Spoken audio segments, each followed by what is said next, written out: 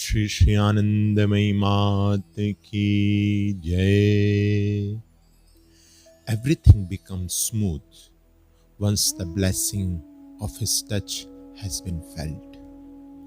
It is just as when bathing in a river, one at first swims by one's own strength, but once caught in the current, whether a good swimmer or not, one is simply carried away. Therefore, it is detrimental if this touch is not experienced. One must enter into the rhythm of one's true nature. Its revelation, acting as a flash of lightning, will attract one to it instantaneously, irresistibly. There comes a point where no further action is needed. So long as this contact has not been established, dedicate to God whatever inclinations or disinclinations you may have, and devote yourself to service, meditation, contemplation, to anything of this kind. Generally, you perform your daily worship in the accustomed manner. If you feel the desire to practice some extra japa or meditation, it shows that you have caught a glimpse, however faint, and there is then hope that gradually the rhythm of your true nature may emerge. In this condition, the sense of I, aham, still persists, but this I is turned towards the eternal, intent on union with Him. Whereas actions done with a view to fame or distinction are of the ego, ahankar, and therefore obstacles, impediments. Whether you practice Hatha Yoga or Raj Yoga or any other yoga, it can be harmful only if pure spiritual aspiration is lacking. When doing asanas and the like, if you have found access to nature's own rhythm, you will see that everything proceeds smoothly and spontaneously. By what signs is this to be recognized? There is a sense of play, a deep delight, and the constant remembrance of the One. Indeed, this is not the outcome of the practice of worldly observances. What has been referred to here is that which can only become revealed spontaneously, of its own accord. This is why there is constant remembrance of the One. Man's true nature flows towards God alone.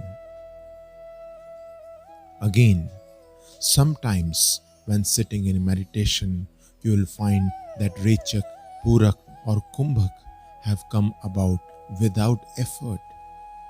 When the movement of your true nature sets in, then, because it is directed solely towards God, the knots of the heart will be unraveled. If during meditation you find perfectly correct asanas forming of themselves, the spine become erect of its own accord, then you should know that the current of your prana is turned towards the eternal. Otherwise, when you are engaged in japa, the right flow will not come and your back may begin to ache. Still, even this kind of japa is not without its effect, although its specific action is not experienced. In other words, the mind is willing, but the body does not respond. and therefore you do not get the exhilaration that comes with the aroma of divine presence. To let the mind dwell on sense objects still further increases one's attachment to them.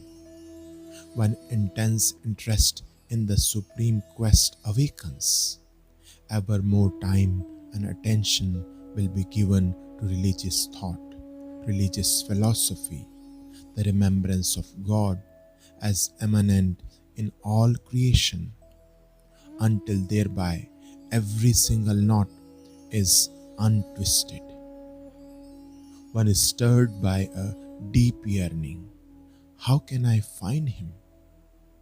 As a result of this, the rhythm of body and mind will grow steady, calm, and serene.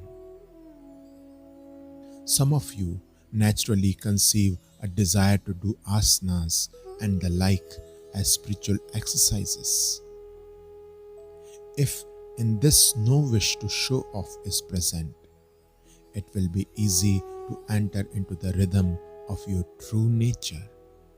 But if the mind is held captive by the body, these exercises becomes mere gymnastics. It happens that aspirants are driven in the direction they are meant to go, although at first they are not conscious of this, or even if they be, they are unable to resist. Suppose some people go to bathe in the sea and make up their minds to swim ahead of everyone else.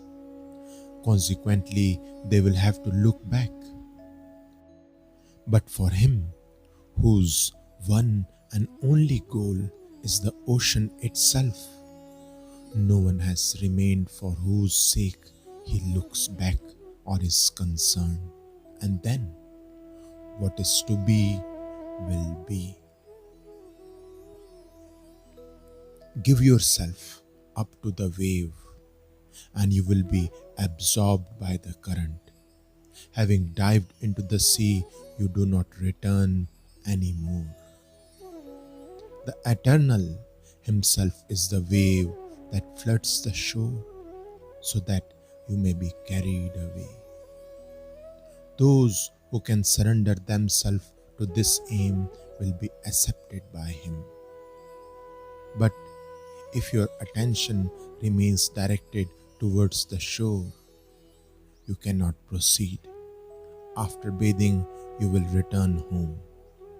If your aim is the supreme, the ultimate, you will be led on by the movement of your true nature. There are waves that carry away and waves that pull back. Those who can give themselves up will be taken by Him. In the guise of the wave, He holds out His hand and calls you, "Come, come, come." Sri Anandamayi Ma ki Jai.